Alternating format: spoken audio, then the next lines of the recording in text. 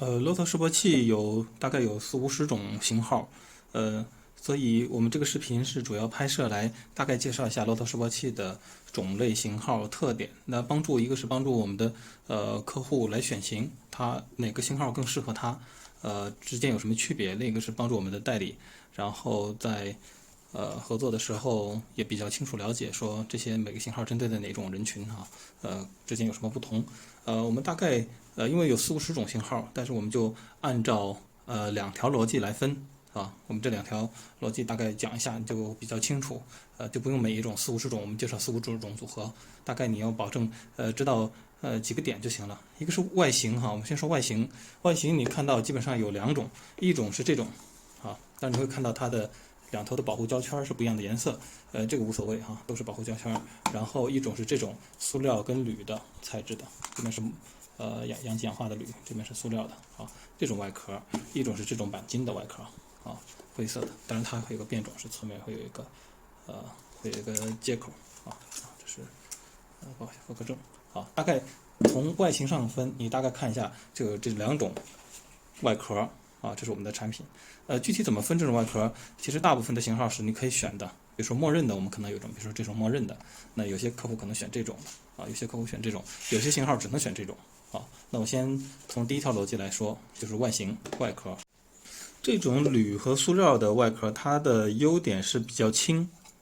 很轻，相比这种就比较重但是它的缺点是说它的缝隙比较多然后结合点比较多那这种的话，虽然它比较笨重一点，但是它的密闭性很好，全是铁壳的全部封闭的这种的对于它的抗压坚固很硬，抗压坚固性比较好，而且屏蔽对外界干扰的屏蔽会比较好一些尤其是像这种工业上集成的时候，其实你可以把这两头去掉它的螺丝其实你可以装那个铁的耳朵，然后固定，进行在机壳内的固定。工业上的防尘什么防油污这种的会比较好一些，也比较结实那这种是一般，它的像这种就会有缝隙，它外面是没有螺丝的，它外面是没有螺丝孔的，所以你比较难以集成。但是这个比较适合于室内的，比如说工程师出差室内比较这种环境下用会比较轻便一些，比较轻大概是这样子。那只有这两种外壳，那你是可以选的，你购买的时候可以选，或者是我们会有默认，比如说我们这个默认是这种。当然有一些型号比如说高端型号带信号发生器的，我们只能选这种外壳你选这种它是需要带侧面接口的这个你会看到，你也可以问客服人员或者你有特别的要求说要哪种外壳，你可以选大概的示波器的主机，这就是示波器主机，大概就一条逻辑是分这两种外形。第二条逻辑是说，所有的 Loto 示波器，它不管扩展了什么功能，几合一的仪器，它的最核心的是它是由一个示波器主机，然后外面扩展一些外围的功能模块组成的。所以你看到我刚才说的这些各种外壳的这些都是示波器主机当然我们之前也有视频介绍过，其实它是这样接一个 USB 插到你的电脑上或者手机上，这边是接探头接探头，然后这样使用的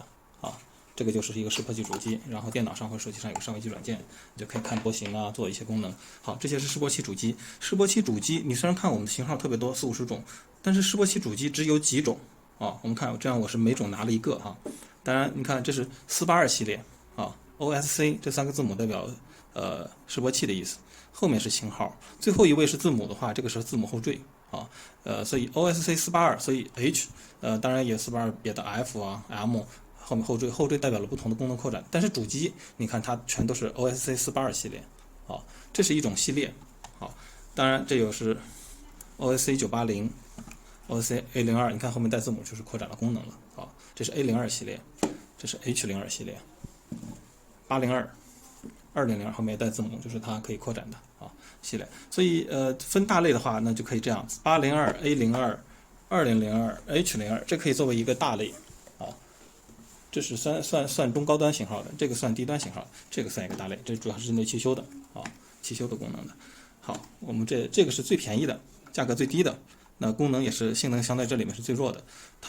大家怎么选型的话，有一个基本原则，你首先确定你的伺服器主机，对吧？是哪种类型的？那主机在同一个店里面，同一个门店里头，像我们这样同一个门店里头，那是看价格，价格会482、802、A02、2002、H02系列，它的主机会逐步的变贵啊。那当然越贵，它的性能越好，或者是有更多的功能，看价格，看你的预算哈。那最入门的就是482系列，它是最便宜的啊。当然它会有一些功能上的减少或者性能上的降低啊。最重要的区别一个是带宽，它的带宽是20兆带宽啊，采用率最高是50兆，20兆带宽，然后双通道。它的触发是有缺陷的，就是说它的触发是软件触发，这些所有都是硬件触发啊。所以你对触发有严格的要求的话，那就选这系列的都会贵，那这个是最便宜的一款。好，所以482系列这一款我们主要针对的是比较入门的应用，一些初学者或者是一些刚经验不久的，比如说1-2年的这种硬件工程师，或者是说它的应用，它的技术应用的领域，基本上都是一些比较低频的啊，比如说尤其是像音频呐、或者这种单片机的就是工业控制的这种低频应用，就是不会超过10几兆、20几兆的这种波形啊，那基本上这种就够用了。你就没有必要追求这个，尤其是你对突发信号不是很敏感，这一般都是周期性的呀，或者是经常发生的信号，那这个就完全能胜任啊，这个是价格最低的、最便宜的。那这种是针对这种应用的。有些客户，比如说他是个人用户，他的经验也不多，他也不太熟悉示波器的使用，或者是对电路的应用比较浅，通过入门，那他可以用一个最便宜的啊，软件功能也很强啊，用这款。然后接下来就是说。型号，那这802比它稍微要高一点啊，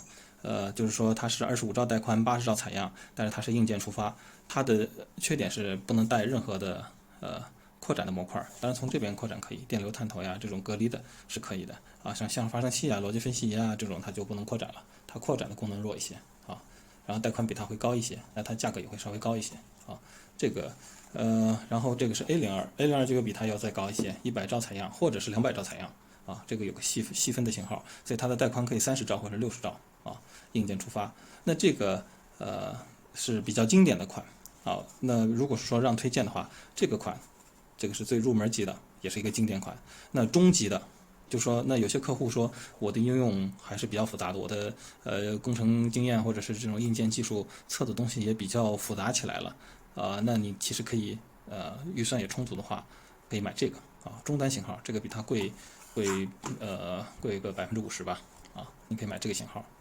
然后接下来2002是比它带宽50兆啊，等效采样1个 G， 然后它也是有各种扩展，它又比它要性能高一些啊，价格也会高一些。那这个 H02系列的呢，性能是我们目前出的最高的，那是100兆带宽的啊，然后1 G 等效采样，也是可以扩展各种功能，这也是比较经典的一款啊。然后980就是针对汽车修理的汽修传感器，各种什么向位测量什么的，这种它是软件上的功能也是针对汽修做了优化的啊，所以它是单独成一类。在示波器的性能上，单纯论示波器，它跟 A02有点类似啊，它两个是一个等级的差不多。好，那这么多的主机型号，那我大概盘点一下，就说如果推荐经典款，那就是这个，针对入门级的482最便宜啊，针对入门级的。如果是说找一个中等款的，性价比最高，那我会觉得这个性价比会最高啊。它的性能不是最低的，中等的，然后它的价格也在中等啊，这个是性价比比较高的经典款。那高性能，你要高性能，比如说你觉得预算我充足，基本上不到1000块钱啊，接近1000块钱，我比较充足，然后要求性能比较高一些，那就用这款啊 H02。所以我们有3个经典的款，然后802。是介于这两者之间的做一个过渡，就说这个不满足我，这个我觉得有点贵了，那我取一个中间啊，取个这个款。当然它有它的缺陷，比如说了，它比它们这3种经典款是可以带任何的我们出的配件啊，功能模块这3个，那它就扩展的机会就少很多了啊。然后在这2个之间，有些觉得这个够我用，但是我想更好一点，但是这个更好，但是超出预算有点贵，那在这2个之间会有一个2002这个型号。会有这个型号，所以这2个并不是经典款，是在这3个经典款之间做补充的款啊，所以你就明白是什么情况了。好，那这个扩展能力低的我放这边，这个汽修的也没有必要太多的扩展啊，我也放在一边。然后这个是中间的哈，这4款，这3个经典款加一个这个中间款，它们是可以扩展任何的我们出的那个功能模块的。所以你会看到说，好，1、2、3、4、5、6，我们有6个主机，当然你可以出6个型号，但是每个像尤其是像这4种，每个主机又配合着外面的周围功能模块组合成可能8、9种啊，甚至10几种子型号啊，这样的话就有40、50种型号了啊。像扩展像这样子就扩展了啊，插一个功能模块，它就扩展成一个新的型号。好，那接下来我们就会讲一下这个功能模块的扩展。好，我们选好了主机以后，接下来你就选它的后缀了啊。我们拿一个举例子哈，这4款都是一样的啊。比如说，你看它的后缀482H，当然也有 A02H， 也有 H02H， 也有 2002H 啊。它的后缀的字母这4款是都可以扩展的啊。比如说我以482我举个例子啊，这个是我们的一个彩页一个资料，比如说这边就会有命名规则啊 ，OSC， 然后这些数字，这个数字代表的就是主机型号，就是示波器主机，然后后面1位或者是2位，代表的就是扩展功能，这边会有 M 代表的是支持安卓手机，像这个啊，如果后面不带字母的，直接是数字结尾的，就是一个单纯的示波器主机。我们的示波器主机，作为一个基础，它是支持Windows 电脑的啊，插到 Windows 电脑上用的。那比如说你加了个 M 后缀，那这个就说既支持 Windows 电脑，又可以在安卓手机上使用啊。看，这就是功能。X 是加信号发生器模块加逻辑分析仪的。一会儿我会把小的模块摆出来再看一下哈。S 是加信号发生器的 ，L 加逻辑分析仪 ，E 是示波器增强，就是我刚才说的，它的带宽可以翻倍的啊。然后 F 是 M 加 S， 这些都有啊，资料上都会有。然后你看这个就我们用482举个例子哈，这是482，它一个主机可以扩这么多型号，这些型号刚才就是我说的这些字母含义。那你比如说你选了不同的周边模块啊，周边的功能模块，那就会组成不同的后缀，然后这整体，比如说这个叫个什么，然后又加了一个什么一块，又叫了一个什么名字型号啊，它是这样来的。所以每个这个主机这4种主机，每一个都可以扩展成这么多型号。当然有很多的模块，我们这边会有所有的模块的列表啊，这边所有的模块的列表。有些你像这种探头和 USB 线是标配的，你就不用管了。像这些就是信号发生器啊之类的，这功能模块扩展。那它不同的模块扩展就会形成这些不同的子型号啊。所以第2条逻辑就是说我一个示波器的主机，然后通过搭配不同的积木式的搭配不同的功能模块，然后组成新的字母后缀的子型号啊。所以可以扩张很多很多种型号。然后接下来我就把这些模块，然后大概介绍一下怎么组合的，然后就会变成一个新的型号，然后大概是什么情况啊？接着上面说的，如果你已经选定了一个性能和价格适合你的主机，比如说这个 A02啊，这个性价比比较高的推荐的一款，你选定了一个主机以后，那接下来那就是它的配件和功能模块组成不同的分型号了啊。我们是以这个为例子哈。如果是说，比如说标准配件，就是让这个示波器主机接 Windows 电脑可以使用的标准配件是默认就带的，这个你不用太担心，就是 USB 线对吧？啊，插上设备，然后还会有这样的2个探头，这个2个通道哈。当然有的型号可能是这种黑色探头，有一种灰色探头。这里要说明的是说，这个探头是不含接地弹簧的，因为这个是探头厂家是默认不带的这个接地弹簧，大部分人也暂时用不着。需要的话，那个东西很便宜，那个不贵哈，几毛钱1块钱，好，那个需要自己买一下。然后标准配件是都有的，大家都有的，不用管，因为你买了一个示波器，不管任何一个型号分型号，让你直接接到电脑上去用去测的这种标准配件，是包装默认就包含的。那有一些功能模块，就是你可以开始选了，比如说这个，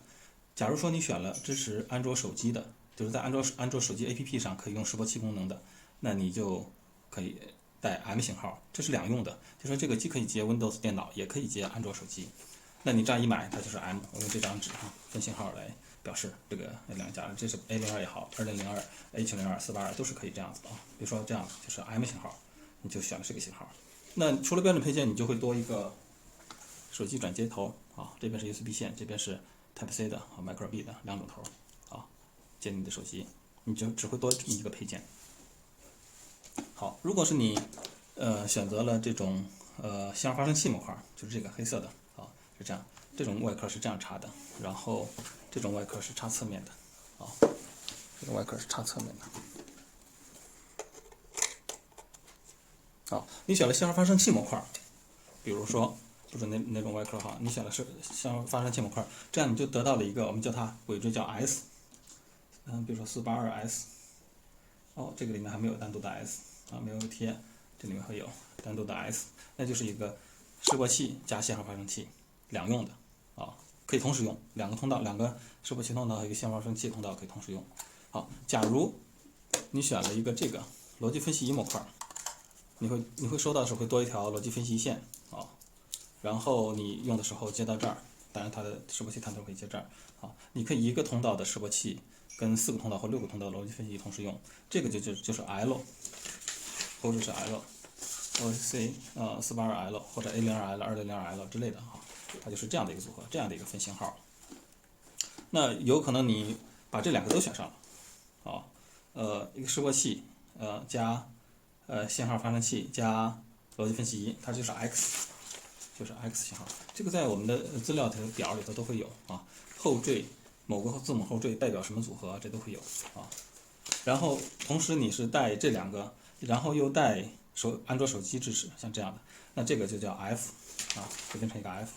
同时，如果在 F 的基础上你再加一个隔离差分模块，啊，就是测高压和热电的这种隔离的热地的这种隔离，啊。这样就可以把 B 通道变成一个隔离差分输入，好，那这个就变成 H， 啊，就是这里面的 H， 好，这些都是一些型号的演变。比如说呢，还有一些型号，比如说 ML， 那就说主机它是 M， 既可以支持 Windows 电脑，也可以支持安卓手机，然后我再加一个这个逻辑分析仪，啊，比如说 MS， 那就说主机既可以支持电脑也可以支持手机，然后我还加一个信号源模块，这个就是 MS 啊，还可以当然这些组合基本上组合差不多了啊，还可以有一些其他的功能模块，比如说这些功能模块，比如说这个是毫安级的电流探头哦，你也可以组合加在这上面，扩展一个通道的测毫安级的电流波形啊。这个我们没有起型号，这个你就可以直接买个主机，不管是 FH 什么什么的之类的各个分型号，你加购一个这个就可以了。啊，还有一些电流探头，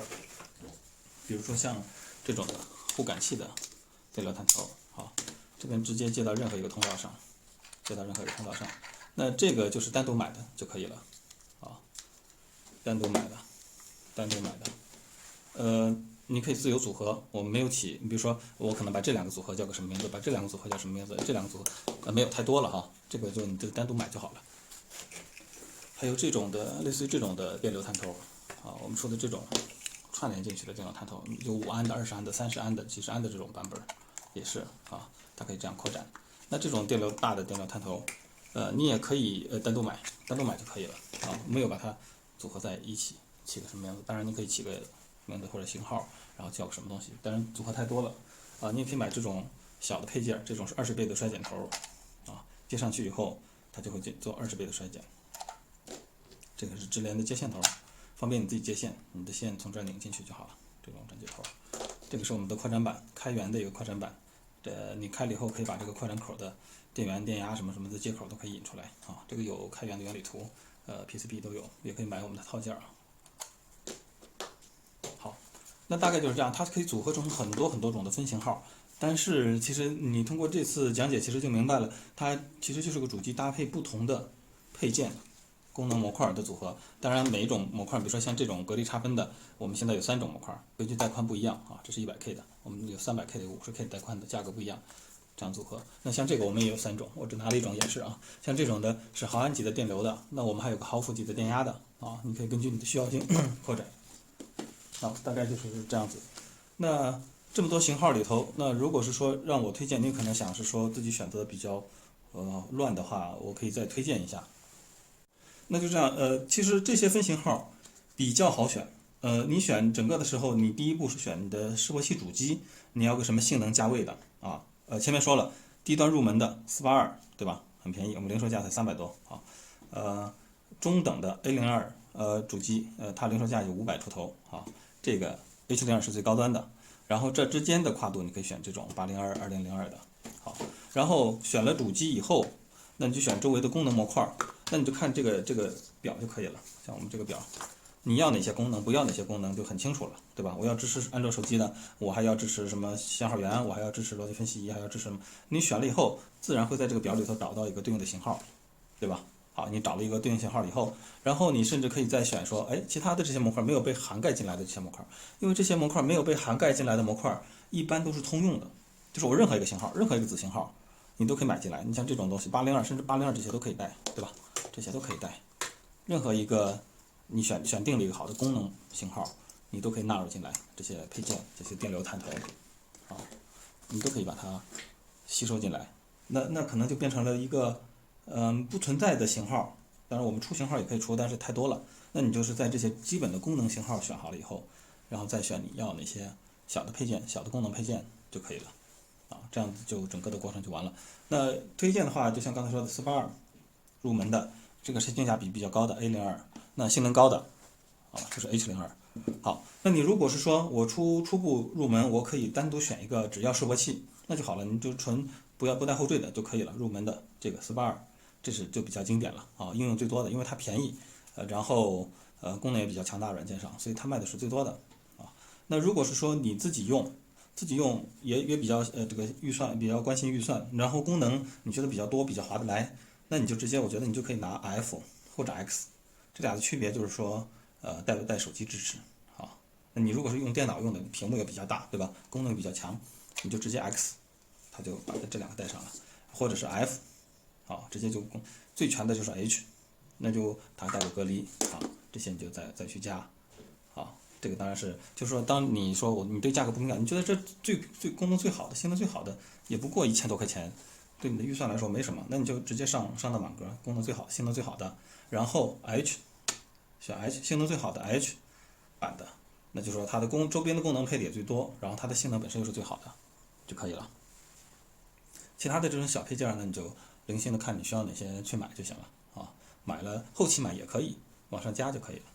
所以我的建议是，如果对价格非常敏感，你也不知道就是你没有太接触过示波器，就是说也比较初级入门，你就直接482就不带后缀了，直接482就可以了啊，就是个最简单示波器，就才300多块钱啊就可以了，这是我的推荐。如果是说你有进一步的了解了，你觉得对于这个测量的要求啊什么的性能啊还有点要求的，但是也不用那么高，还是价格便宜点、性价比高一点的，那就好了 ，A02就可以了。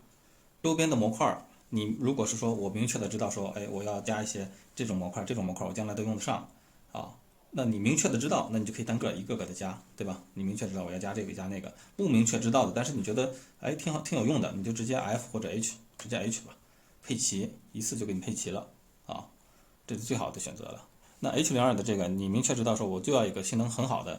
一个便携的示波器啊，功能强大，那就 H02，对吧？但是你觉得比如说你的价格不敏感，觉得这个整个配起来也没多少钱，完全可以承受，那你直接也是 H02H 直接上 H， 你也不用操心说带了这个没带那个，反正 H 就都给你带上了啊。后面你需要测电流啊什么的，你再往上买往上加就行了，也不用返厂，直接往上加就可以了。